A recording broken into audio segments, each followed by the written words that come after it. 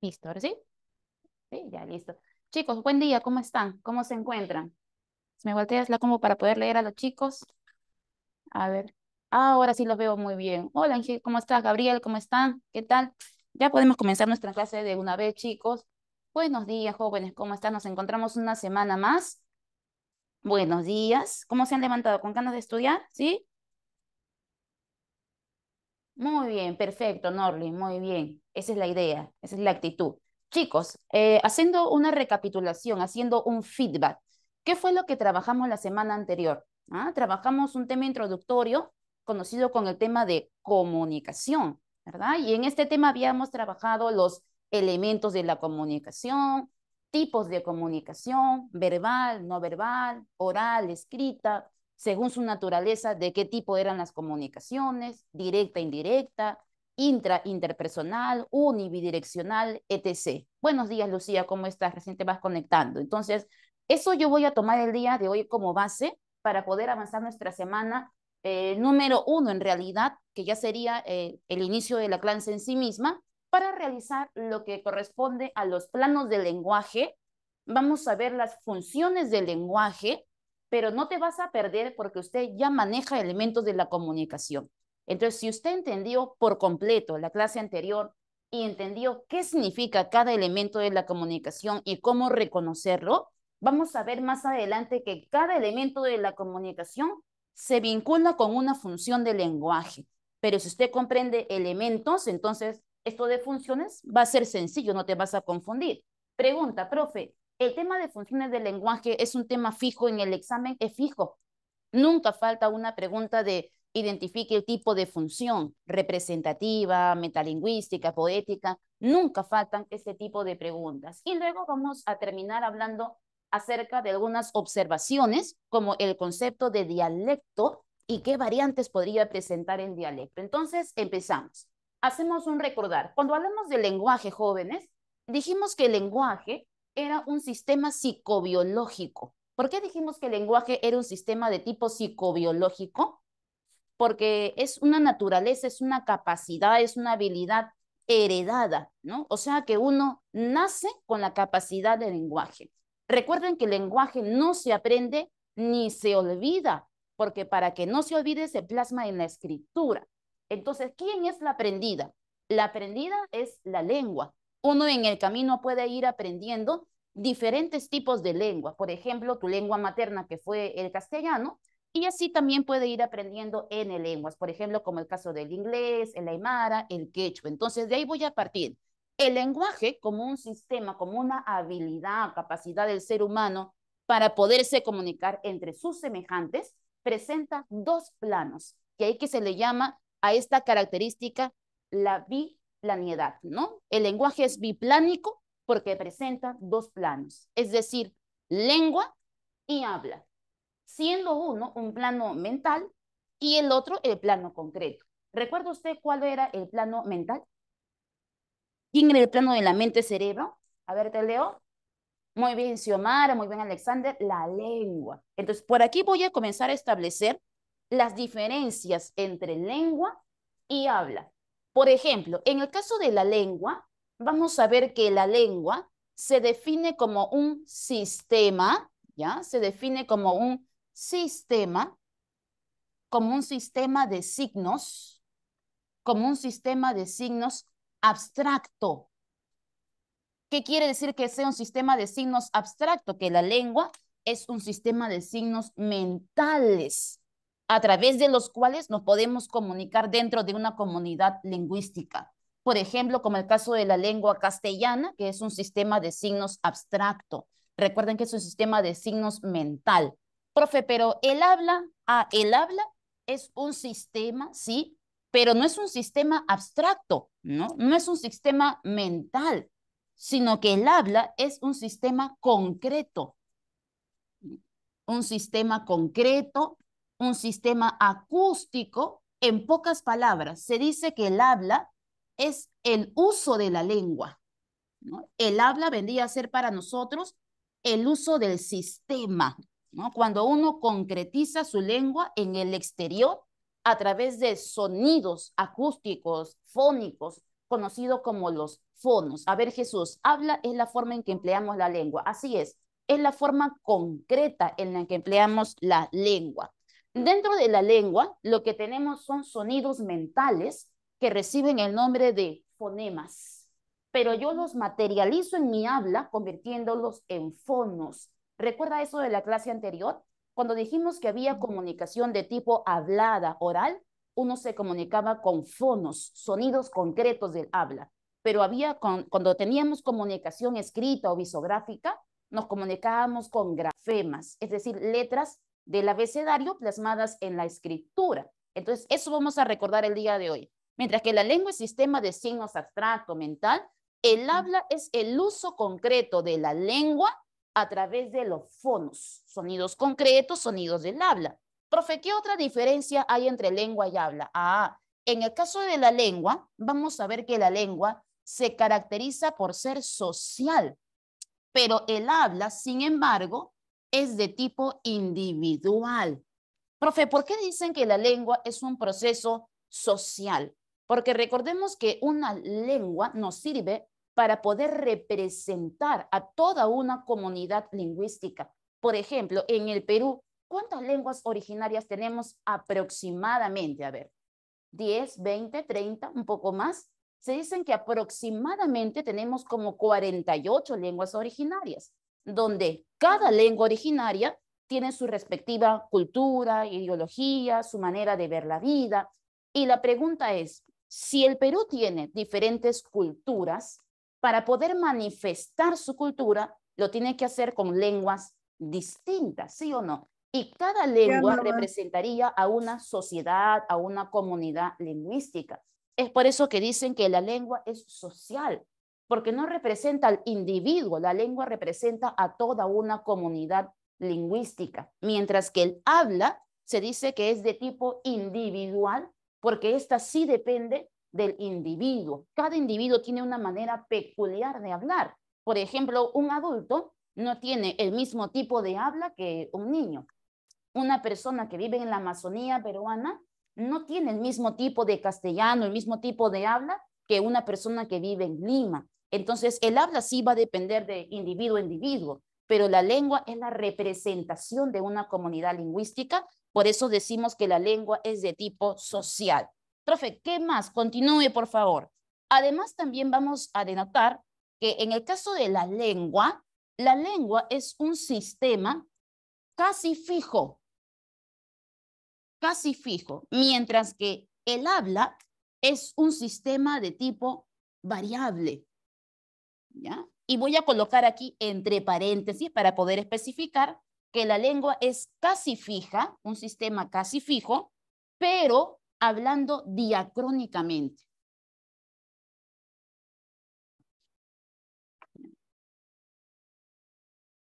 Profe, explique esa partecita, por favor. Por ejemplo, la lengua debería permanecer constante en el tiempo. Si el día de hoy, por ejemplo, usted a esto le llama micro, pueden pasar 10 años y de repente sus hijos le van a seguir llamando micro. Pasará 20 años y sus nietos le van a seguir llamando micro. Es que una lengua en un presente cercano no cambia. A este proceso del presente cercano se le conoce como el tiempo sincrónico. Sincrónicamente, la lengua no varía, permanece constante en el tiempo. Pero si yo miro a la lengua a través de una evolución, entonces ahí hablamos de un cambio de tipo diacrónico, donde día significa a través del tiempo y crono significa tiempo. Diacrónico, el cambio que se da a través del tiempo. Pero para que la lengua cambie, tendrían que pasar siglos. Por ejemplo, el caso del latín vulgar hacia el castellano. Si yo tengo, por ejemplo, palabras como, vamos a colocar un ejemplo aquí, palabras como la palabra nocte del latín vulgar, ¿ya? Nocte del latín vulgar, que cambió, por ejemplo, al término noche en el castellano actual. ¿De qué te das cuenta? Que en el latín vulgar usaban la secuencia consonántica CT y que hoy en el castellano actual usamos la che. Pero la pregunta es, ¿cuánto tiempo cree usted que pasó para que del latín vulgar nocte pueda cambiar al castellano actual al término noche. Pasó un añito, 2, 10, tuvieron que pasar siglos. Muy bien, Xiomara. Entonces, ese cambio que la lengua está presentando es un cambio de tipo diacrónico, porque dicen que la lengua no debería variar, pero si varía, lo hace mínimamente, porque de nocte a noche no nos damos cuenta en este caso de que la palabra ha cambiado completamente. Es un cambio mínimo de una letra por otra, pero para que presente ese cambio mínimo, al menos, tuvieron que pasar siglos. Por eso dicen que la lengua es casi fija. Si en el examen de admisión viniera verdadero o falso, la lengua es fija, sería falso, porque no es fija siempre, es casi fija, fija sincrónicamente, pero podría variar, al menos mínimamente a través de los siglos, cuando presenciamos un cambio de tipo diacrónico. Pero por lo general la lengua no cambia, permanece constante. Profe, ¿y el habla? Ah, el habla sí es variable. Incluso el habla, ¿no? Podría cambiar de un día para otro. Te doy un ejemplo. ¿Qué pasaría si usted tiene la suerte de tener una novia, porque casi nadie tiene suerte de tener a alguien a su lado que lo ame, pero si tuviera la suerte de tener una novia y esta viene de la Amazonía peruana, recién llegada de la Amazonía peruana, y usted convive con ella solo una semana en el aula, ¿ya? Una semanita, con una semana de ya tener a esta persona cerca de ti, ya se te pegó su manera de hablar, o lo que usted conoce como el dejo. Y cuando usted llega a su casa, a almorzar, a saludar a su madre, la madre le pregunta, hijo, ¿qué presa del pollo quieres que te sirva? Y usted le responde, del pollo su pierna. Cuando la madre te escucha decir del pollo su pierna, sabe que algo está pasando con tu lengua, porque no es del pollo su pierna. ¿Cuál es el orden ideal de la oración? La pierna del pollo, ¿no? Pero en la Amazonía peruana es muy particular usar hipérbaton, desordenar las frases. Eso es muy peculiar en la Amazonía peruana. Entonces, cuando la madre identifica esa frase del pollo su pierna, sabe que algo ha cambiado. No tu lengua, porque sigues hablando castellano, la lengua no ha variado, pero lo que sí cambió fue tu habla. Eso demuestra que el habla es variable y que no requiere de siglos, así como el Juelix, así es. Así como la lengua, el habla no requiere de siglos para poder cambiar. Incluso podría cambiar de un día para otro porque el habla sí es variable. Profe, ¿qué más? Además, vamos a determinar que la lengua es de tipo teórica, pero el habla es de tipo práctica. Mientras que la lengua es teórica, el habla es práctica. Profe, ¿por qué se dice que la lengua es teórica? Porque sobre la lengua es donde aplicamos las diferentes reglas de la normativa del castellano, ¿ya? Por ejemplo, cuando decimos lo siguiente, en castellano solemos usar primero el sustantivo y luego el adjetivo. Cuando digo, por ejemplo, mujer bonita, y siempre coloco el adjetivo pospuesto al sustantivo para que le brinde características. Pero si yo cambio de lengua y ya no fuera el castellano, fuera el inglés, ellos ya no dicen mujer bonita, ¿cómo dicen? Pretty woman, ¿no? Y lo que coloca en ese caso es el adjetivo primero y el sustantivo después. Y en vez de decir mujer bonita, termina diciendo bonita mujer. Es que el ordenamiento de sus lenguas no va a ser la misma. Por ende, las reglas que aplico en el castellano no van a ser las mismas reglas que yo aplique en el inglés. Entonces, por eso vamos a denotar que la lengua es teórica, porque sobre ella vamos a aplicar las reglas de la normativa, en este caso la normativa de la lengua castellana, y cada lengua tiene su respectivo ordenamiento, sus respectivas reglas. Profe, y el habla es práctica, porque las reglas van sobre la lengua, sobre el sistema de signos. Cuando usted dice, por ejemplo, a esta palabra le falta mayúscula, tilde en esa palabra aguda, coma hiperbática aquí para desordenar la oración. Cuando usted reconoce que le falta algo a ese texto, usted realiza un proceso mental, internaliza las reglas y luego corrige, o en escritura o en el habla, que es en plano concreto, pero las reglas se aplican sobre la lengua y se ponen en práctica en el habla o en la escritura, que son los planos concretos. A ver, Roslyn, cuando decimos diacrónica, ¿a qué se refiere? Repita, por favor. Cuando digo diacrónica, quiere decir que la lengua podría cambiar.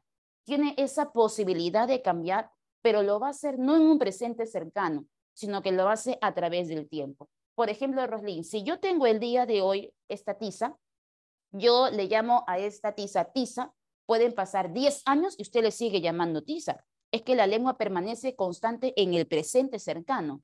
Pero si pasaran siglos, es decir, mido la evolución de la lengua, por ejemplo, del latín vulgar al castellano, hay cambios. Pero esos cambios mínimos que aparecieron se dieron debido a que se analizó la lengua no en un presente cercano, sino a través del tiempo a nivel de evolución. Para que hayan cambios diacrónicos, tienen que haber, en este caso, que pasado siglos y no meses, semanas ni añitos. Tienen que pasar siglos para que veas cómo cambia la lengua de un momento para otro. ¿Ok? A ver, Milagros, ¿el habla es igual que el dejo? Sí, podrían ser sinónimos de, porque el dejo también se materializa en el habla, ¿no? Ahora, seguimos, para que no te distraigas. Ya dijimos que la lengua era sistema abstracto, social, casi fija, teórica. ¿Nos falta algo más?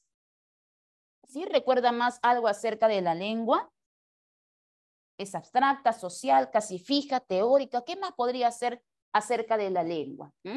Además, vamos a ver que en este caso la lengua como sistema de signos puede presentar variantes. Puede presentar variantes. Y esas variantes no las veo en la lengua, sino que se materializan en el habla. A cada una de esas variantes yo le voy a dar el nombre de dialecto. Y cada vez que tú escuche el nombre dialecto, ¿qué cosa es el dialecto? El dialecto no es otra cosa que la variante regional, de una lengua, ¿no? Pero esas variantes que presentan según el territorio no se visualizan en la lengua, porque recuerda que la lengua es un sistema mental. Es decir, las variantes se presentan en la lengua, pero usted las visualiza o las percibe recién en el habla, ¿no? En el habla recién podríamos ver si la lengua ha variado, si presenta dialectos. Si digo, por ejemplo, cosas como pirritu, ¿no? Por ejemplo, en los Andes peruanos manejan un castellano andino y recordemos que las personas que viven en los Andes tienen como lengua materna el quechua. Y recordemos que el quechua es una lengua trivocálica. No es como el castellano. El castellano tiene 5 vocales, pero el quechua tiene 3. Ellos no son capaces fónicamente de pronunciar las vocales abiertas ni E ni O. Es por eso que cuando yo veo la palabra perrito, que tiene 2 vocales abiertas, E y O, ellos no pueden decir perrito, terminan diciendo pirrito, que es característico del castellano andino. Entonces, eso para mí es una variante de la lengua española. El castellano andino es una variante de la lengua española. Entonces, la lengua puede presentar variantes, o también conocido como dialectos, pero esa variante se percibe recién en el habla, cuando lo ponemos en práctica. Ahora, ¿recuerda usted cuál es el nombre que se le da a una lengua cuando alcanza el estatus de oficial? A ver, te leo en el chat. Idioma, muy bien, Xiomara, idioma. ¿Qué cosa es el idioma, Miss? El idioma no es otra cosa que una lengua con estatus, ¿no? Con estatus oficial. Una lengua que tiene estatus oficial. Por ejemplo, vamos a conversar acerca de algo. La Constitución Política del Perú determina en el artículo 48 que ¿quiénes son idiomas? Estrictamente en la práctica, un idioma se denomina idioma porque se difunde en todos los aspectos, económico, social, político, sector salud. Por ejemplo, como es el caso del castellano, se difunde en todos los ámbitos. Pero la pregunta es, ¿el quechua también sería considerado idioma en la práctica?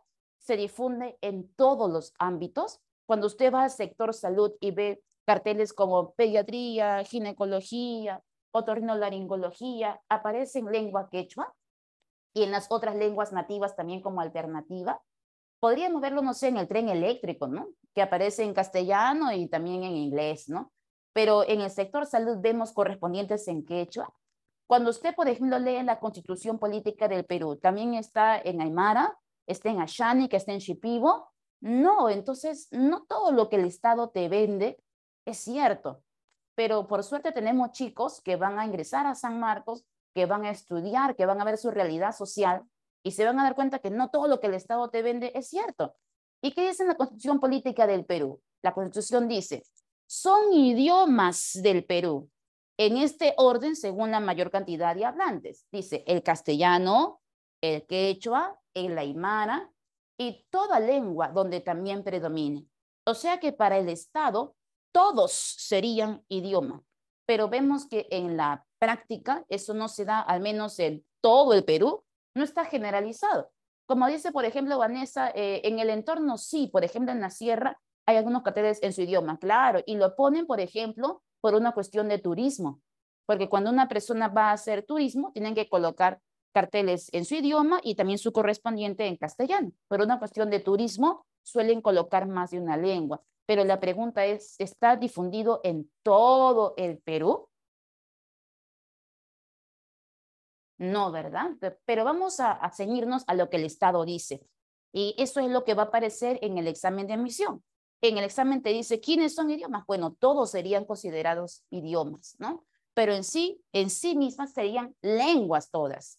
Pero la que tiene más supremacía es el caso del castellano por una cuestión de diglosia, que ya conversaremos en la próxima clase. Ahora, una lengua puede variar y cuando varía se le da el nombre de dialecto. Pero jóvenes, ese dialecto se puede medir en diferentes aspectos. Por ejemplo, voy a marcar lo siguiente. Un dialecto puede variar a nivel fónico, a nivel fonético, ¿no? A nivel fonético podemos ver cómo una lengua puede presentar dialectos. Por ejemplo, te voy a dar un caso. Tenemos el caso de la palabra, por ejemplo, esta frase, mira aquí, señor, coma, véndame mangos, que es una frase que usamos en el castellano. Aquí voy a colocar entre paréntesis C para referirme al castellano, Q para el quechua, ¿no?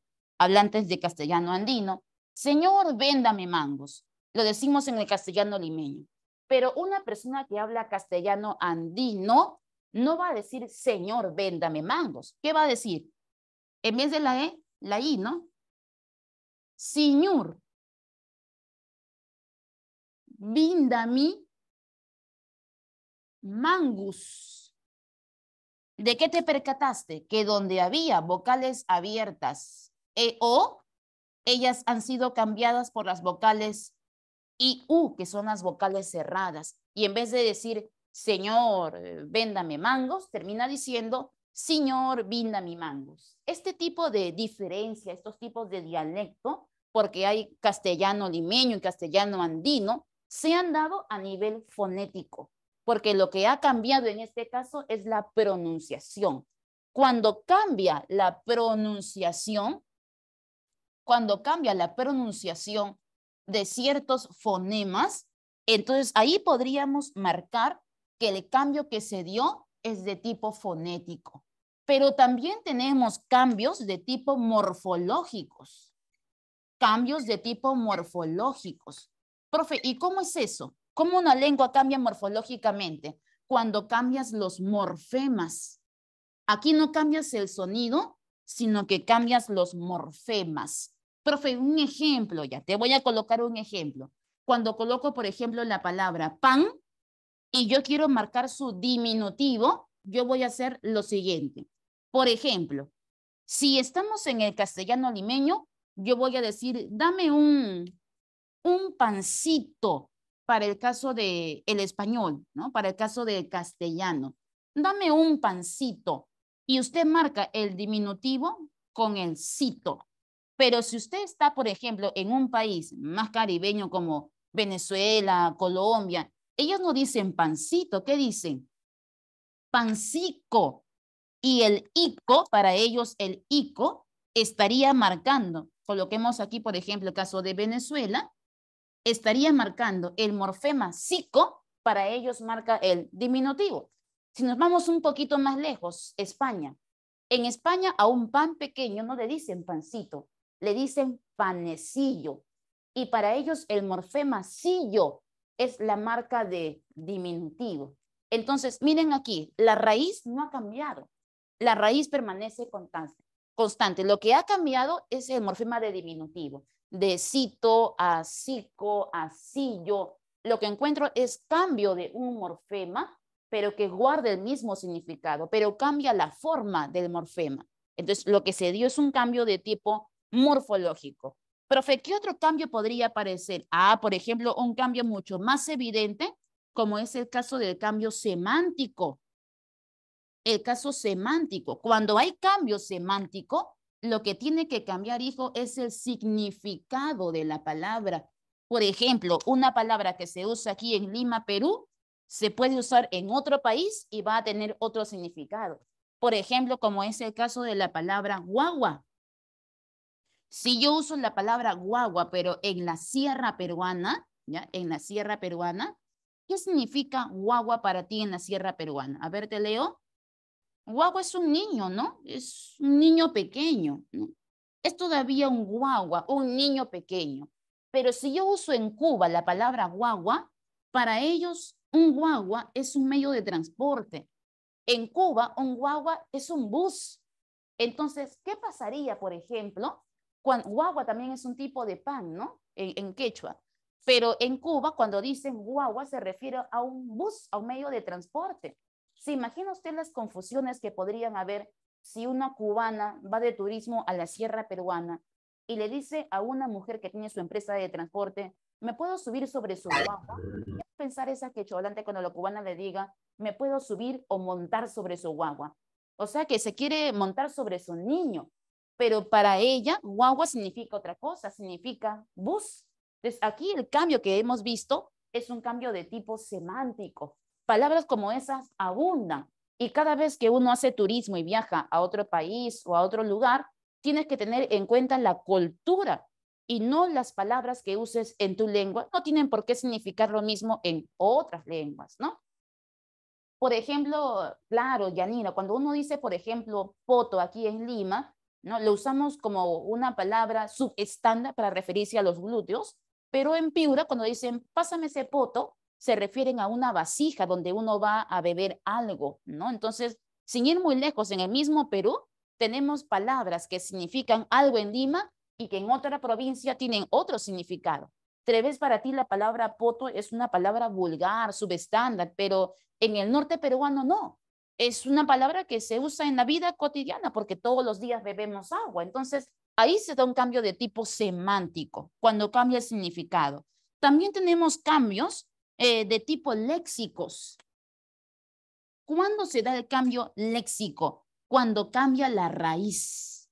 ¿Ya? Aquí lo que vamos a presenciar no es que cambie solo un pequeño morfema, no. Va a cambiar toda la raíz, va a cambiar toda la palabra. Por ejemplo, cuando uso la palabra palta, cuando uso la palabra palta, por ejemplo, aquí en Perú, pero si yo cambio de país, por ejemplo, como el caso de México, ellos no le llaman palta, ¿cómo le llaman? Aguacate, muy bien, le llaman aguacate. La pregunta es, ¿usan la misma raíz para referirse a esa fruta? ¿Usan el mismo lexema? No. Mientras que usamos aquí en Perú la raíz palta, ellos no cambian el morfema, sino que cambian toda la raíz. Y en vez de decir palta, terminan diciendo aguacate. Aquí en Perú, cuando digo lana, lana es lo que sacamos de la oveja. Pero un mexicano cuando dice, no, no puedo ir porque no tengo lana. Para ellos, la lana, ¿qué cosa es? El dinero. Entonces, ahí, por ejemplo, se ha dado un cambio de tipo léxico o semántico. Lana de oveja y lana de dinero. ¿Es léxico o es semántico? ¿Qué dice usted? Semántico, sí o no, porque cambió el significado. Pero si yo digo, por ejemplo, palabras como el caso del maní. En otros países, en vez de decir maní, le dicen cacahuate. Usan otra raíz. Ahí sí se dio un cambio léxico, ¿sí o no? Maní, cacahuate, que son raíces distintas, pero el significado no se ha alterado. El significado sigue siendo el mismo. Y por último, tenemos el cambio de tipo sintáctico. El cambio de tipo sintáctico. Profe, ¿qué es lo que cambia ahí? Lo que cambia ahí es el orden, ¿no? El orden de la oración. ¿No? Cambia el orden de la oración. Te doy un ejemplo al aire porque ya me faltó pizarrita. Por ejemplo, aquí en el castellano peruano limeño solemos usar un orden correcto para las oraciones, que es sujeto, verbo, complemento. Por ejemplo, mi hijo ingresará pronto. Sujeto, mi hijo. Verbo, ingresará. El complemento, pronto. Todas nuestras oraciones siempre tienen ese orden de sujeto, verbo, complemento. Pero cuando uno va a la Amazonía peruana, ellos alteran el orden de la oración y lo que hacen es colocar el verbo al final y comienzan a ver el ordenamiento de sus componentes. Por ejemplo, cuando digo, de la Juana su hijo ha ingresado. ¿Cuál es el orden correcto de la Juana su hijo ha ingresado? El hijo de Juana ingresó. En vez de decir de la Juana su hijo, digo el hijo de Juana. Cuando en Amazonía peruana alteran el orden de la oración, a eso se le conoce como un cambio o un dialecto de tipo sintáctico.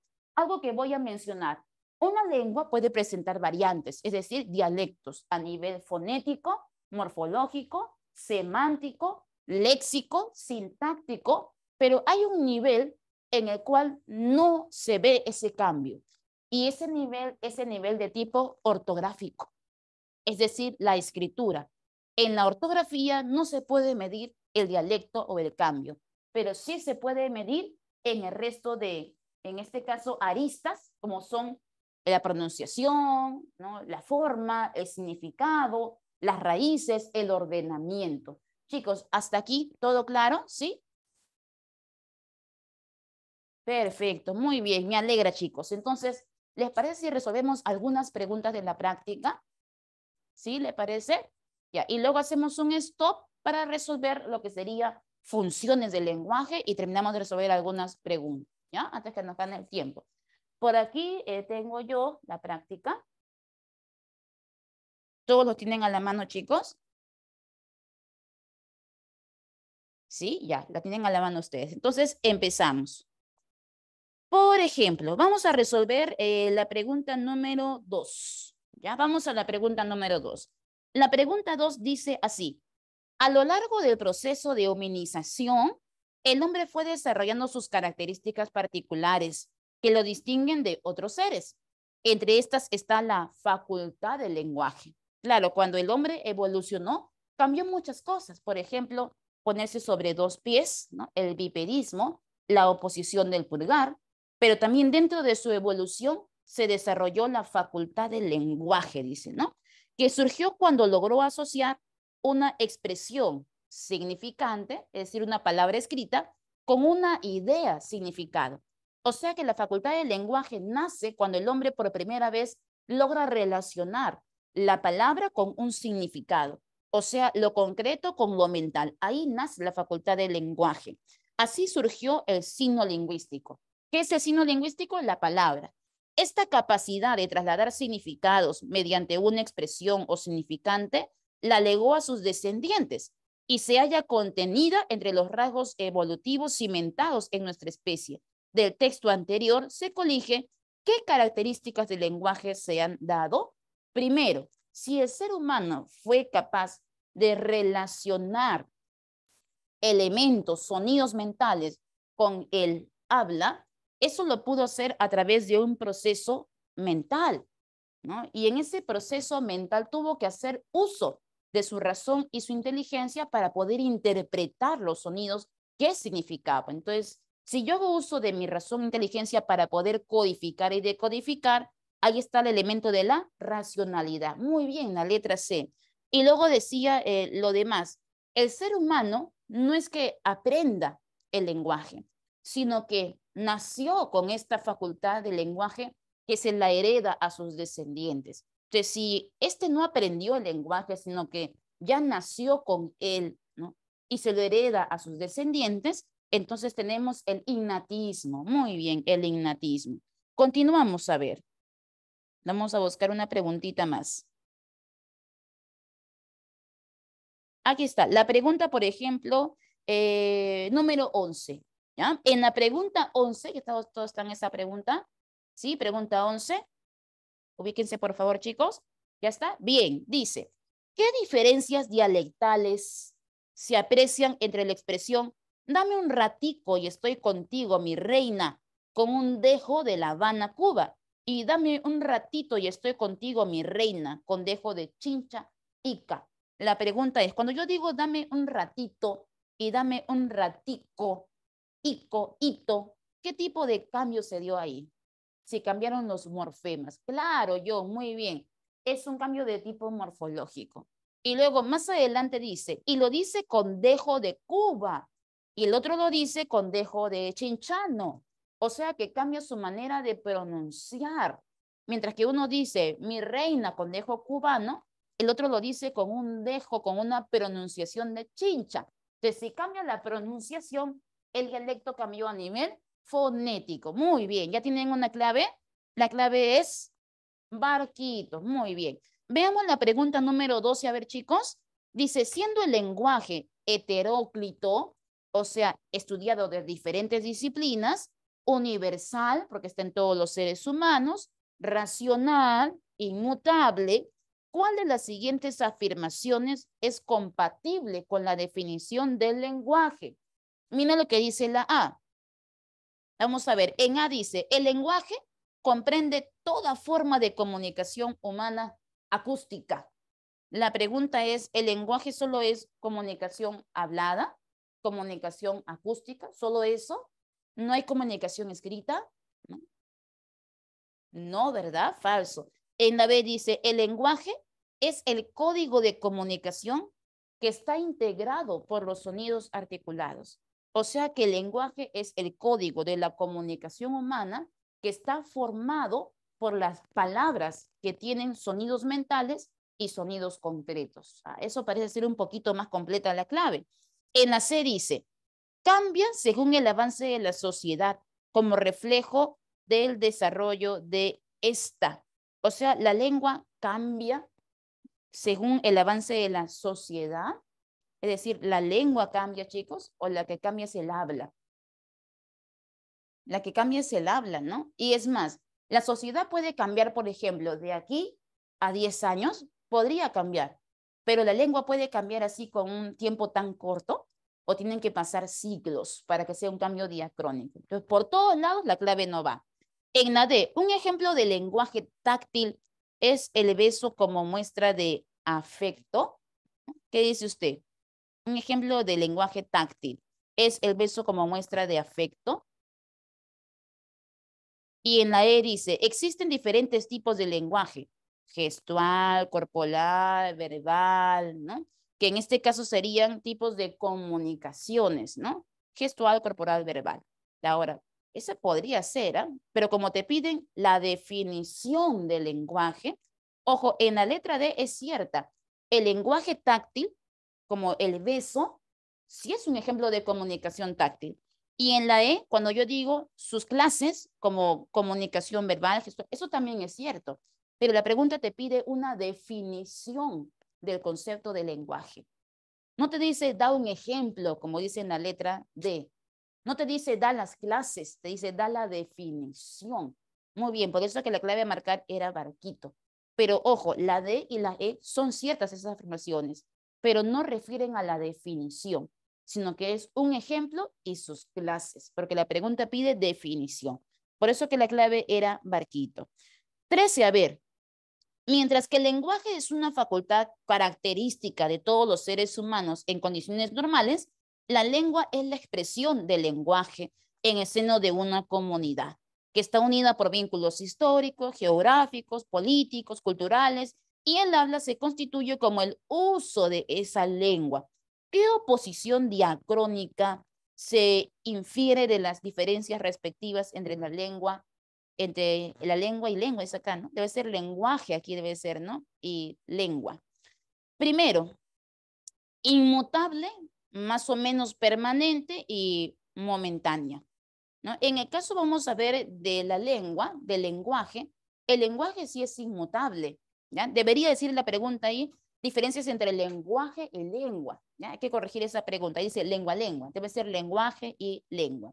El lenguaje es inmutable, porque la manera de comunicarnos entre seres humanos siempre va a ser la misma, nunca vamos a cambiar de códigos. No es que el día de hoy me comunique como ser humano y mañana me comunico como un animal. No, tu forma de comunicarte, tu lenguaje humano es inmutable, no va a cambiar. Entonces, eso va, puede ser la A. Luego dice, la lengua es más o menos permanente.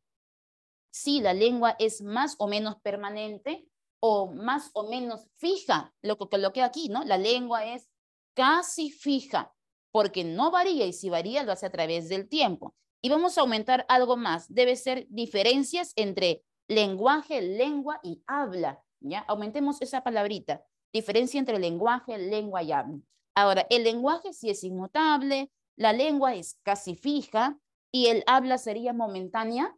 ¿Sí? ¿El habla es momentánea? Claro que sí, porque la lengua perdura en el tiempo, plasmada en escritura, perdura en el tiempo y se hereda, pero el habla es momentánea. Yo hablo y digo, por ejemplo, la palabra siglos, en el momento que acaba la última letra S, el habla deja de existir, ¿no? O sea que el habla es un acto momentáneo que se da y que desaparece. Entonces, sí es cierto, por eso que la clave era avión. Pero vamos a hacer una corrección, ¿ya? En la pregunta debe decir, ¿qué oposición diacrónica se infiere de las diferencias respectivas entre lenguaje, lengua y habla? Aumenten, corrijan y aumenten eso para que pueda haber una clave adecuada. Pregunta número 14, a ver. Miren esa pregunta de San Marcos 2021. ¿Ah? Un insulto para tu inteligencia, ¿sí o no? Sí, a ver, dime María, te escucho, te leo. ¿Cuál era tu preguntita?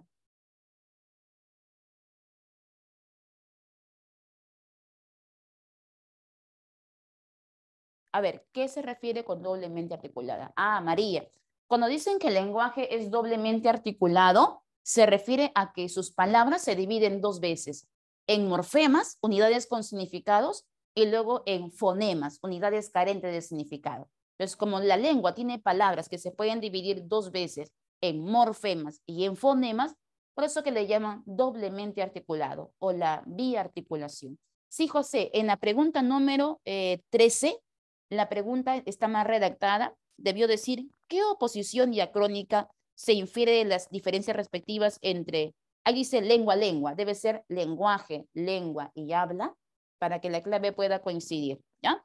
Pregunta 14, a ver, vamos a ver, pregunta de San Marcos 2020. La clave dicen que es, a ver, Johncito, casita, Joel, a ver, casita, Abigail, ah, muy bien, vamos a ver, dice, un grupo de estudiantes piuranos llega a Lima en un viaje de promoción y escucha el uso de ciertos vocablos en las conversaciones de los lugareños. La situación lingüística que se da es un concepto de, ah, claro, si yo veo como piurano, llego a Lima y veo que ellos usan un castellano limeño, es decir, yo también hablo castellano, pero piurano. Entonces, el castellano piurano, el castellano limeño, el castellano norteño, son variantes de una lengua. ¿Y cómo se le llama a esa variante de la lengua? Dialecto, muy bien. Para los que habían marcado casita, muy bien, esa es la clave. ¿Ya? Listo. Ah, para tu pregunta, ¿por qué en la 13, profe, no puede ser dado? Si el lenguaje es innato, la lengua es aprendida y el habla es práctica. Ah, porque la pregunta dice un cambio de tipo diacrónico, ¿ya? Es decir, a través del tiempo. Entonces, como dice diacrónico, es por eso que en la 13 la D no puede ser la clave. Ya solo por el tipo de pregunta. Profe, y ahí en la 14 decía sociolecto. Profe, ¿qué es eso? Ah, el sociolecto es cuando una lengua cambia, pero no por el lugar donde vives, sino que la lengua cambia por razones sociales, por el estrato social. Y ahí aparecen los niveles de lengua. Nivel superestándar, estándar, subestándar. Si uso nivel superestándar, pertenezco a un nivel culto. Si uso nivel de tipo subestándar, pertenezco a una clase social menor. Entonces, eso es el sociolecto, José. Cuando la lengua cambia, pero por razones sociales, niveles de lengua.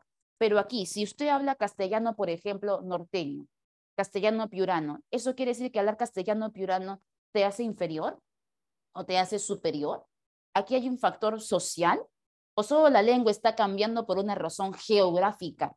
Uno vive en Piura y otro en Lima. Entonces, si hay una variación geográfica, a eso se le conoce como dialecto. Si cambia por el estrato social, sociolecto. Profe, ¿y el idiolecto? El idiolecto es cuando la lengua cambia, pero por razones muy particulares del individuo. Aquí no va a contar dónde vives, ni tampoco cuenta tu estrato social, sino que va a primar características muy particulares del individuo. Por ejemplo, mi edad, mi sexo, mi religión, mi profesión. Por ejemplo, un hombre no usa el mismo tipo de habla que una mujer. A un hombre se le permite decir, qué bacán, qué paja, qué pulenta, pero una mujer dirá, qué bonito, ¿no? Qué lindo, qué bonis. Un adulto no se expresa igual que un niño, ¿no? Una persona católica no se expresa igual que una evangélica. Un médico, por la profesión también que uno maneja, un médico no se expresa igual que un profesor. Entonces, si hay un idiolecto, la lengua cambia por razones muy particulares del individuo, tu sexo, tu edad, tu religión, tu profesión, ¿ok? Por eso que la clave era casita. Veamos a ver la siguiente. Pregunta 15, a ver, pregunta 15. ¿Qué dice en la pregunta 15, chicos? Dice, en la comunicación humana, verbal, oral, escrita, ¿no? Se dan mensajes de manera consciente, pero para que haya una óptima descodificación del mensaje transmitido, tienes que crear tu mensaje respetando las reglas de la normativa. Entonces, tome en cuenta esto y señale el enunciado que presenta un dialecto estándar de la lengua española. Profe, ¿qué es el dialecto estándar? Es la forma correcta de hablar y escribir. Por ejemplo, tenemos castellano andino, castellano limeño, castellano amazónico, pero solo uno de los dialectos del español se debe elegir como correcto. Y en este caso siempre eligen el de la capital, Lima. Cuando usted redacte su tesis de licenciatura, ¿usted qué cree que puede colocar del autor su tesis? O autorcito, citita, propio del castellano andino. Ya no, porque no es parte de la formalidad. Y RAE te dice, puedes hablar así dentro de tu localidad, se te permite dentro de tu oralidad, bien, porque ese dialecto representa tu comunidad. Pero en el aspecto formal, así es, en el habla coloquial, Julia, pero en el aspecto formal de la escritura, yo ya no puedo escribir hipérbato, ya no puedo colocar hito, hito, hito, ¿no? Hay que respetar la formalidad. Entonces te dice, ¿cuál de estas alternativas está escrita con un dialecto estándar de la lengua española que respeta la normativa? La clave podría ser avión, ¿no? Mira lo que dice. Esa novela romántica, Las cuitas del joven Werther, fue redactada de forma epistolar. ¿Puede ser? En la B, estoy seguro que volveré. Y no es estoy seguro que, es estoy seguro de que. Ahí hay un error que se llama queísmo, porque yo estoy segura de eso, ¿no? Ahí hay un error, ya no es estándar. La estética belleza de esa escultura, estética belleza, pero estética es lo mismo que decir belleza. Entonces hay una redundancia ahí, ya no es dialecto estándar. En la de vuelve que ya no puedo vivir sin tus cariños, vuelve mi palomita, vuelve a tu dulce nido. ¿Qué vemos ahí? Vuelve, vuelve, vuelve, vuelve, vuelve. El verbo se ha repetido más de una vez. Profe, ¿eso es redundancia? No, no es redundancia. Se llama monotonía y también es un vicio del lenguaje. Cuando repetimos una palabra más de una vez, generando en este caso hastío en el lector, ¿no? Entonces, eso es la monotonía. Y lo usan sobre todo en el campo literario, ¿no? Para darle cierto, en este caso, cierta rima al poema. Se puede usar en el campo literario, pero se prefiere evitar porque eso causa monotonía en el lector y es un vicio del lenguaje. Y en la última dice, de su colegio a su casa, que está aquí cerquita, solo hay unas 3 cuadras, no más, ¿no? De su colegio a su casa, ¿no? Hay un hiperbatón, ¿no? Hay desorden, que está aquí cerquita, ¿no? Ese cerquita, evitar los diminutivos porque no es parte de la formalidad. Hay unas cuadras 3, no más. Ese no más es correcto usarlo, pero en el habla coloquial, en la oralidad, no vayas a colocar no más en tu tesis, ojo, porque ese no más se usa en la oralidad, en el lenguaje coloquial, ¿no? Y esta es mi tesis, no más, no vaya a colocar eso en su tesis, por favor, porque ese no más no está en la formalidad. Entonces la clave tenía que ser avión. 16, a ver, 16. Dice, al fruto de la arachis, ¿no?, se le conoce en México como cacahuate. En cambio, en Perú se le dice maní. Ese fruto es muy usado en la confitería. En la oración anterior encontramos un ejemplo de variación dialectal que se dio a nivel de qué componente. Cuando digo, por ejemplo, cacahuate y maní. O sea que cambió la raíz, pero no cambió el significado. Entonces, ahí lo que se dio es un cambio de tipo léxico nada más, ¿no? Cambió la raíz, pero no cambió el significado. Entonces, la clave que tenía que ser, muy bien, la clave tenía que ser casita. Una más, a ver, una más para ti. La 17 dice, mientras que en el inglés las construcciones nominales suelen anteponer el adjetivo, por ejemplo, cuando digo the Red Sea, ¿no? El mar rojo, ¿no? En el español suelen posponerse como en el mar rojo. Entonces, diga usted qué característica se ha ilustrado en este texto anterior cuando yo coloco reglas sobre mi lengua y en otra lengua van a variar.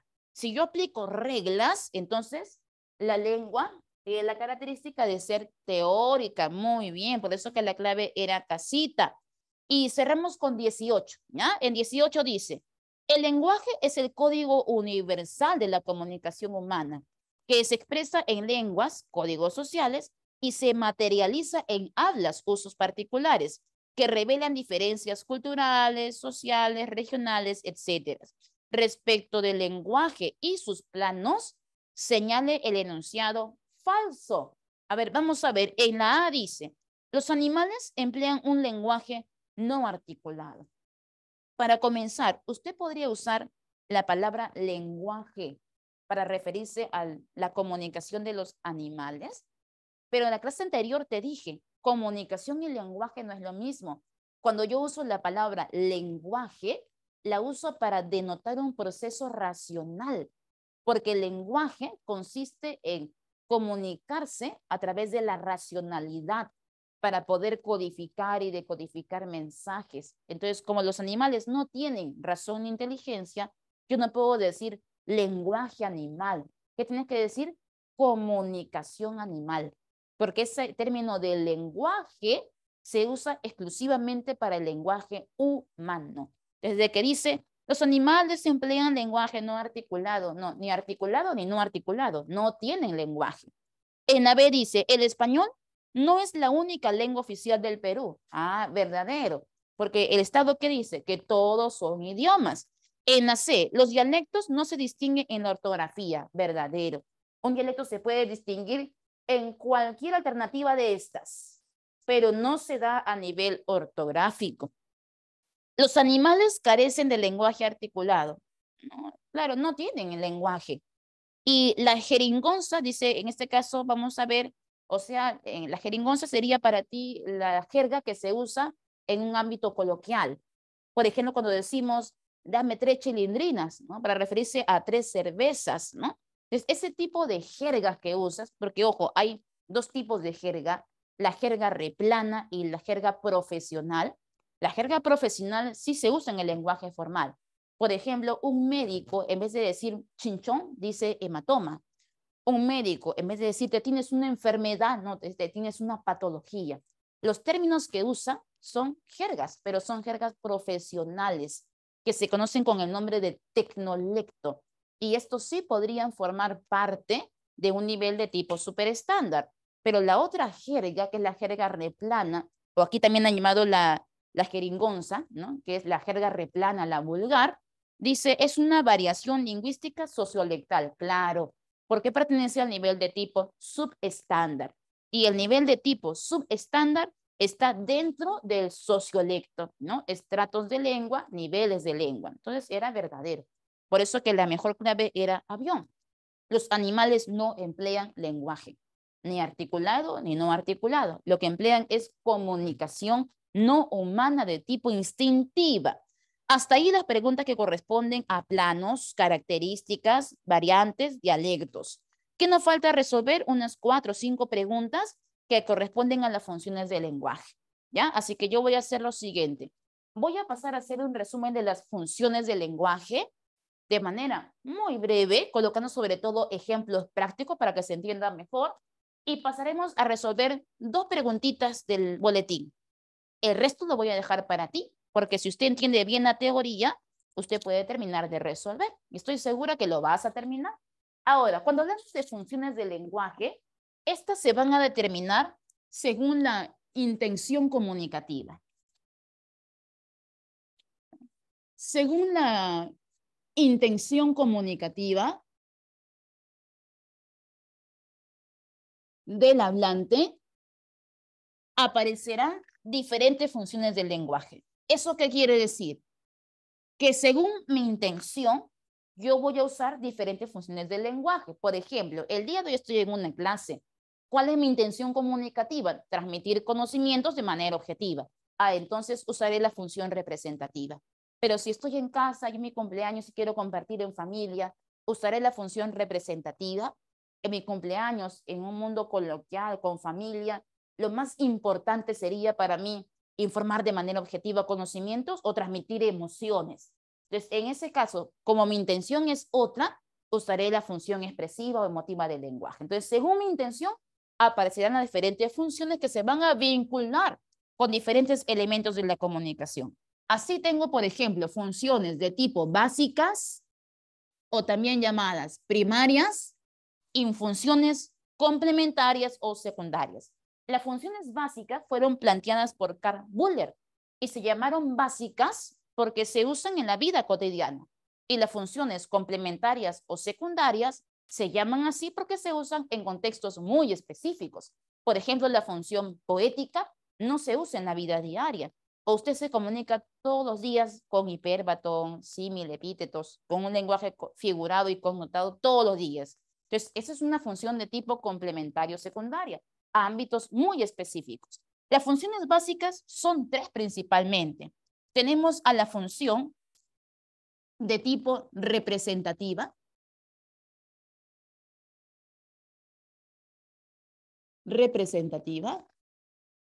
Ella se encarga de informar, ¿ya? Informa de manera objetiva. Se encarga de informar de la manera más objetiva posible. ¿Qué informa? Conocimientos, conceptos, ideas. Esta función representativa también se le puede llamar función referencial, función informativa, función cognitiva. Informamos de manera objetiva algún concepto. La pregunta es, ¿con qué elemento de la comunicación cree usted que se vincula si lo que informo es un tema específico? Claro, muy bien, Jeremy, se vincula con el referente, así es, se vincula con el referente. Como en la función representativa yo informo un tema, entonces se vincula con el referente. Es por eso que también se le llama función referencial, porque se vincula con el referente. Por ejemplo, cuando yo digo lo siguiente, mañana tendremos clases de física. Estoy informando una idea. ¿De qué hablo? Sobre la clase de física, que es mi referente o mi tema específico. La otra función sería la función de tipo expresiva o también llamada función emotiva. ¿De qué se encarga esta función? No de informar, se encarga de expresar, se encarga de transmitir. ¿Y qué transmite? Emociones, sentimientos, actitudes, puntos de vista, y lo hace de una manera no objetiva, subjetiva, involucrando cada una de sus emociones. La pregunta es, ¿qué elemento de la comunicación predomina? ¿Quién es el que va a manifestar las emociones? Muy bien, Julia, el emisor. En la función expresiva predomina quien transmite la emoción, que sería el caso del emisor. Y podemos identificar esta función cuando aparecen cierto tipo de palabras como lamentablemente, quizá, ojalá, felizmente, magnífico gol. Estas palabras le dan esa carga emotiva a la oración. Y por último tenemos la función de tipo apelativa. La función de tipo apelativa, ¿de qué se encarga? A se encarga de persuadir, ¿no? Se encarga de persuadir, de llamar la atención, ¿no? Al receptor, al oyente. Se encarga de persuadir al receptor para hacerlo cambiar de parecer. Es por eso que aquí el elemento que predomina es a quien llamo la atención. La función apelativa llama la atención del receptor. ¿Y cómo llama su atención? Llama su atención a través de órdenes, a través de mandatos, a través de ruegos, súplicas, preguntas, adivinanzas, acertijos, publicidad. Cualquiera de ellos sería función de tipo apelativa. Por ejemplo, cuando te pregunto, ¿entendiste la clase? Usted responde por el chat, sí, no. Cuando usted responde, yo ya logré lo que quería. Buscar persuadir al receptor, que él me responda. Cuando yo busque una respuesta en el receptor, hay función de tipo apelativa. Puede aparecer una orden, por ejemplo, Aníbal, copia la clase, ¿no? Puede ser una súplica, por favor, estudia para mañana. Puede ser una pregunta, ¿entendiste la clase de hoy? O puede ser una publicidad. Lleve todo 2 por 1, porque toda publicidad llama la atención de su receptor para que él pueda comprar. Todo lo que llame al receptor es una función de tipo apelativa. Pero tienes que tener mucho cuidado con el contexto cuando te presentan las oraciones. Por ejemplo, yo te voy a colocar aquí 2 enunciados, ¿ya? Uno que dice así, voy a colocar la palabra Juan 2 veces y voy a separarlos con comas. En una dice, Juan, las entradas se acabaron. Y en la otra dice, Juan, cómprame 2 entradas. ¿Ya? Juan, cómprame 2 entradas. Ahora, mira lo que te voy a decir. La palabra Juan, que está en amarillo y separado con una coma, lleva un nombre y se conoce con el nombre de vocativo. Y en ese vocativo es el receptor a quien va dirigida mi orden. Cuando en el examen te piden encontrar función apelativa, en la mayoría de casos, como son órdenes, suelen colocar casi siempre el vocativo.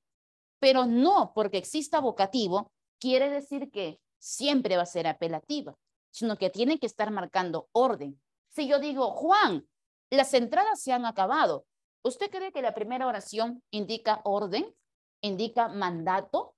¿O simplemente le estoy informando a Juan que ya no hay entradas? Como simplemente le informo, ¿qué función cree usted que predomina ahí?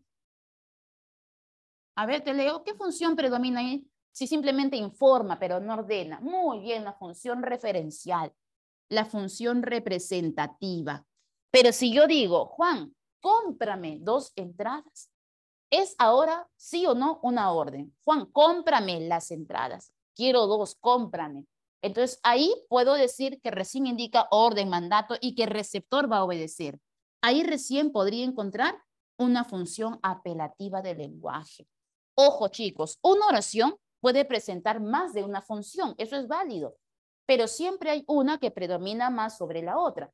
Es por eso que la pregunta dice, no dice en el examen, ¿qué función del lenguaje hay? La pregunta siempre es, ¿qué función del lenguaje predomina más? Resalta más, porque puede ser que un enunciado tenga más de una función, eso es válido, pero siempre una predomina más sobre la otra. Si yo digo, por ejemplo, ¡socorro! Porque alguien viene a robarme el celular. Mis alumnos están por ahí para ayudarme. ¡Socorro! Entonces, primero, es representativa, porque estoy informando un robo. 2, es expresiva también. Cuando digo socorro con signo de exclamación, expreso mi miedo. Pero también es apelativa, porque cuando yo digo socorro, lo que estoy haciendo es llamar a un receptor para que venga a ayudarme. La pregunta es, si existen las 3 funciones, ¿cuál cree usted que es la que resalta más en un contexto de peligro? Es un contexto de peligro, ojo. ¿Usted cree que lo más importante es decir, te informo de manera objetiva por si acaso que me van a robar? ¿O lo que le importa es decir, por si acaso tengo miedo? ¿O lo más importante es que venga un receptor ya a ayudarme? Entonces, ¿qué es lo que predomina más en ese contexto de peligro? Profe, lo más importante, aparte del miedo de informar, es que alguien venga a ayudarte, ¿no? Que venga un Superman, como dice Fernando. Entonces, lo que más importa en ese caso es que venga un receptor ya. Entonces, aquí lo que predomina es la apelativa. Por eso dicen, las funciones del lenguaje no son excluyentes. Puede haber más de una, pero según el contexto que te presentan, siempre predomina una más sobre la otra. Te doy un ejemplo, ¿ya? Si vamos a ver por acá, la número 4. Te doy un ejemplo más. Por otro lado, tenemos las funciones complementarias. Vamos a separarlas acá. Básicas de complementarias o secundarias. ¿Ya? Tenemos en este caso la función fática o también llamada función de contacto. Esta función se encarga de corroborar, verificar que el canal funcione bien. Indica el inicio, la continuidad, la continuidad y el final del acto comunicativo. Y el elemento que predomina más en la función fático de contacto es el canal, porque siempre estamos verificando que el canal funcione bien. Por ejemplo, antes de empezar una ceremonia, un evento, no falta el maestro de ceremonia que dice 1, 2, 3, sí, sí, probando 1, 2, 3, y lo hace al inicio, ¿no? Del evento. Luego continúa, ¿no? Buenas noches, estamos reunidos aquí por los 50 años de Rosita, ¿no? Y luego con la continuidad de su discurso y finaliza con el adiós, ¿no? Entonces, la función fática consiste en eso, iniciar, continuar y finalizar un acto comunicativo corroborando el correcto funcionamiento del canal. Por otro lado, tenemos la función poética, que es una función que se encarga de embellecer el contenido, que embellece el contenido. El contenido debe llegar para el oyente, para el receptor, como música para el oído, con un lenguaje literario, connotado. No puede llegar con un lenguaje ordinario. Y como yo embellezco el contenido, lo que embellezco es el mensaje. Es por eso que en la función poética lo que predomina más es el mensaje. Por ejemplo, cuando le pregunto a uno de tus compañeros, Fernando, ¿qué entendiste de la clase de hoy? ¿Entendió la semana número 1? Y Fernando responderá, profe, solo sé que nada sé, ¿no? Cuando él responde, solo sé que nada sé, en vez de decir nada, Miss, ¿no? Dijo, solo sé que nada sé, el mensaje me lo está brindando de una manera connotada, figurada. Entonces, ahí aparece la función poética. Ojo, cuando dice función poética, no se refiere solo a poemas, no, sino todo lenguaje figurado. Puede ser un fragmento de un poema, puede ser un pensamiento filosófico, puede ser un refrán. Por ejemplo, te regalan algo que no te gusta y te dicen, a caballo regalado no se le mira el diente. Un refrán también es función poética. O cuando te dicen, aquella joven perdió la cabeza por amor, ¿tu compañera realmente no tiene cabeza? O cuando dices perdió la cabeza por amor, lo dice en sentido figurado nada más. Entonces, no porque diga función poética, tiene que ser necesariamente poemas. Tiene que ser cualquier enunciado que se exprese con un sentido embellecido, literario, connotado, figurado. Y por último, tenemos la función de tipo metalingüística. Esta función se encarga de hablar sobre el lenguaje. Habla sobre el lenguaje, sobre temas que le competen al campo de la lingüística. Por ejemplo, hablar de tildación, mayúsculas, sustantivos, proceso formativo de palabras, morfología, cualquier tema que le competa al campo del lenguaje es metalingüística. Por ejemplo, si yo digo lo siguiente, el sustantivo es una categoría gramatical variable que presenta género y número. Entonces es meta, porque hablar de sustantivos, accidentes gramaticales, es un tema que le compete al campo del lenguaje. Y como yo hablo del lenguaje, entonces lo que predomina más en la función meta es el código, porque recuerden que el código es lengua. Entonces, cuando hay función meta, lo que más predomina es el código. A ver, Yanira, cuando decimos, profesora, ¿qué era RP y AP? ¿Dónde? Acá. Representativa, apelativa. Ahora sí. Sino como tengo una pizarra chiquitita, tengo que colocar, a ver, RP es representativa y AP apelativa. ¿Ya? Entonces, cuando hay meta, tiene que ser temas que le competan al campo del lenguaje. Si yo digo, por ejemplo, los triángulos pueden ser escaleno, equilátero y isósceles. ¿Usted cree que hablar de triángulos le compete al campo de la lingüística? Ya no, entonces eso simplemente sería repre nada más, pero ya no es meta. Tiene que ser exclusivamente metalingüística. Pero ojo, ojo, cuando hay función meta, San Marcos suele confundir la pregunta. Por ejemplo, mira esta oración. Si yo digo, el quechua es una lengua nativa del Perú, y te preguntan, ¿es función metalingüística? ¿Sí o no? No es meta. Profe, pero dice quechua. Hablar de lenguas no es un tema de lenguaje, pero mira la diferencia. Si yo digo el quechua es una lengua nativa del Perú, simplemente estoy informando que una lengua X pertenece a este país. Solo informo. ¿Sabes cuándo se convierte en meta? Se convierte en meta cuando usted describe gramaticalmente a esa lengua. Por ejemplo, cuando digo, el quechua es una lengua que gramaticalmente se define como trivocálica, porque no maneja vocales abiertas, presenta acento grave y morfológicamente es de tipo aglutinante.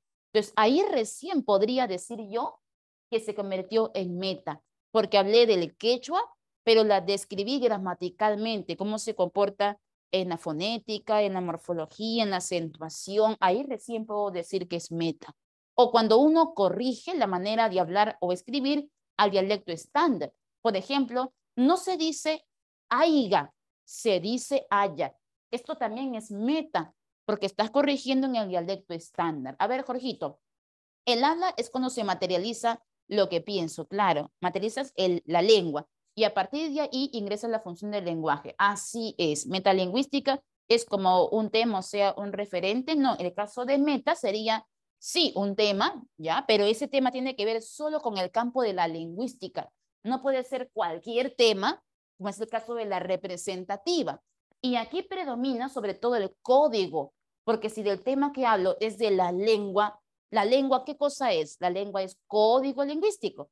Es por eso que aquí predomina el código en la función metalingüística. A ver, Abigail, una oración sea meta es que la oración especifique un idioma lenguaje. Claro, tienes que especificar gramaticalmente para que recién yo pueda decir esto es meta. Pero si yo simplemente digo el quechua es lengua del Perú, ahí simplemente informa, ¿no? A ver, Ariana, un ejemplo. Juan, las entradas se acabaron. Si le agregamos signos de exclamación, estaría también poniendo, claro, ahí cambia la cosa, Ariana. Si yo digo Juan, convocativo y signo de exclamación, las entradas se acabaron, ¿no? Entonces ahí recién se convierte en expresiva. Podrías cambiarlo usando los signos de exclamación o también, Ariana, podría cambiar la cosa si yo coloco signos de preguntas. Si yo le coloco signos de exclamación, Juan, las entradas se acabaron. Entonces es expresiva ahí. ¿Y qué pasaría, Arianita, si yo coloco signos de pregunta? Y ya no le informo a Juan, sino que le pregunto a Juan para que me responda. Digo, Juan, ¿las entradas se han acabado? ¿Y qué hace Juan? Me responde. Entonces ahí se convierte en apelativa, ¿te das cuenta? Entonces todo va a depender mucho del contexto. Y Stephanie, para acabar, ¿qué cosa era la función fática? La función fática, o también llamada función de contacto, es una función que se encarga de verificar que el canal funcione bien. Por ejemplo, cuando estamos en una conversación telefónica y tu madre te llama, hijita, ¿estás en casa? Aló, mamá, hijita, no te escucho, ¿estás ahí? Hijita, hijita, a través de las preguntas, las personas corroboran que el canal está funcionando bien. Sí, mamá, sí, sí te escucho, pero estoy en el carro. Ah, ya, hijo. ¿Cuándo te falta para llegar? Ah, media hora, mami. Ah, ya, hija, chao, nos vemos, hasta luego. Entonces, ahí aplicamos función fática, porque a través de las preguntas estás corroborando si el canal funciona o no. ¿Me escuchaste, hijita? ¿Estás ahí? Ah, sí, mamá, estoy en el carro. ¿Cuánto te falta? Media hora. Ya, hijita, hasta luego, nos vemos en la casa. Siempre cuando hay una conversación, iniciamos con un saludo, preguntamos para corroborar que el canal funcione bien y luego, cuando corroboramos que sí funciona, finalizamos con una despedida. Así es, Stephanie, ¿no? Como lo del maestro de ceremonia. Así es, muy bien. Perfecto. Ahora sí, hasta aquí nos entendimos. Vamos a ver un par de preguntitas, ¿ya? Del boletín. Por ejemplo, vamos a resolver la número 1 para poder relacionar y luego escogeremos a la pregunta. Mejor hacemos la de San Marcos, la de 2023, uno que fue anulado. Vamos a la pregunta número 8. ¿Ya? Pregunta 8. Sí, en la 1 te indico la clave era casita, ¿estás bien? La clave era casita. Y vamos a la pregunta 8, que es la pregunta de examen de admisión. Miren lo que decía. Lea las oraciones e indique a qué función corresponden. En la 1 dice, llegó tarde a la reunión de profesores. Ah, simplemente informa, entonces es representativa, ¿no? En la 2 dice, felizmente obtuvo una medalla de oro. Felizmente le da esa carga emotiva, se alegra, ¿no? Entonces, esa es expresiva. Y en la última dice, no deje de ver el próximo programa, ¿no? No lo dejes de ver, te lo ordeno, te lo recomiendo, apelativa, me dirijo al receptor. Por eso que la clave era casita. Miren la pregunta del año 2023, uno del área A, encima del área de salud. ¿La hacías o no la hacías? Sí, sí o no. Al menos en el curso de lenguaje, sí. Yeah. Pregunta 9, con esto acabo. 9. Te dan un texto amplio, es una pregunta de eco, y dice, indique usted qué funciones del lenguaje predominan, que han sido resaltadas, ¿ya? En la primera dice, yo me crié en un barrio rico, en penurias y necesidades, con mi abuela en un puerto llamado Callao. Yo me crié en un barrio rico. Cuando dice, por ejemplo, barrio rico, ¿no? Los barrios no son ricos, ¿no? Son adinerados, ¿no? Están en buena posición, pero decir eso de barrio rico está con un sentido figurado, connotado. Entonces, ahí sí hay sentido connotado, figurado. La pregunta es, ¿qué función predomina? ¿Acaso no es la poética? Porque el mensaje original ha cambiado a un lenguaje figurado, barrio rico. Más adelante abajo dice, mi padre enseñaba quechua, o sea, el idioma de los ingas. Te estoy informando que mi padre trabajaba como docente. Y como yo informo, pues es representativa. En la clave no decía repre, pero sí decía referencial, que es lo mismo, ¿no? Y en la última decía, yo escribo desde niño con el verbo escribir, usado en su significado pleno. Y si hablamos del verbo escribir y lo que significa este verbo, que son en este caso temas que le competen al lenguaje, entonces es meta. Por eso que la clave tenía que ser enano. Así es, chicos. Nos vamos a quedar aquí por el día de hoy. Nos faltaron creo que unas 3 preguntitas más, pero la MIS le puede compartir a ustedes las claves que faltan. Sí, Zair Karl propuso las funciones básicas y las secundarias fue el caso de Jacobson, las funciones secundarias o complementarias, ¿ok? Muchas gracias a ustedes, chicos, Alex, Zair, Stephanie, Julia, Brina y a todos que han estado muy atentos. Cuídense, los voy a dejar con la MIS para que hagan su quizzes. ¿Listo? Ya, muy bien. Y nos encontramos la próxima clase. ¿Ya? Con nuestra semana número 2. Ahí vamos a avanzar un poquito más acerca del lenguaje. Esa es muy Gracias, Miss, por la clase. ¿O los chicos dan quiz? Gracias. Acá. Sí, ¿no? Sí, porque los chicos piensan que terminan 9:40, pero 9:40 tengo dictado ya. Sí, ¿no? Van a dar quizzes. Ya. Lo que sí han faltado unas 3 preguntitas, colocar clave, pero ustedes las pueden mandar a los chicos, ¿no? Ya, perfecto.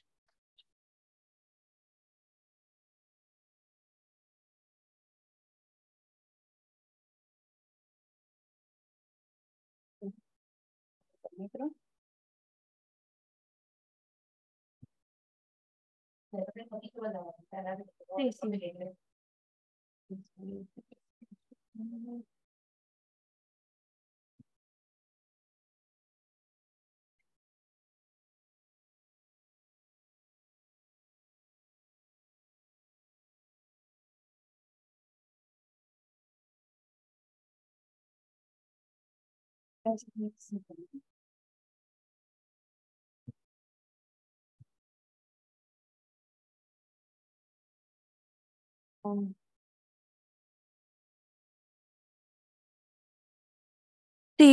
Sí, sí, pero la profesora tiene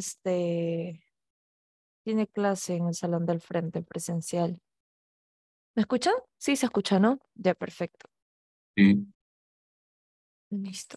A ver, vamos rápido con el tema de primero, no se retiren. Eh, listo, vamos por aquí.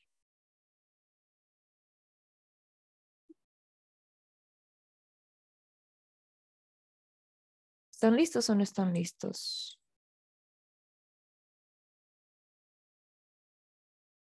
Go, dice. Primero vamos con la encuesta, ¿ya, chicos? La encuesta sí, después voy a pasar nuevamente asistencia a mis tardones. Listo, de una vez. Rápido, rápido, rápido. Chicos, adicional a ello, algo rápido, ¿sí? Mientras ven rellenando la encuesta. Ustedes son virtual, chicos. Ustedes no son presencial. No, no tienen que alistarse, no tienen que tomar el desayuno temprano o alistar su almuerzo, nada que ver como para pues, llegar, decir, me quedé dormido, me quedé dormida. No, nada que ver. Entonces, si ustedes fueran presencial, quizás tuviera un poquito de consideración, pero no hay excusa. Así como ustedes netamente se dedican a estudiar los cursos de la academia, entonces, al igual que yo, ustedes saben que yo estudio en la universidad, entonces después de estar todo el día con ustedes, prácticamente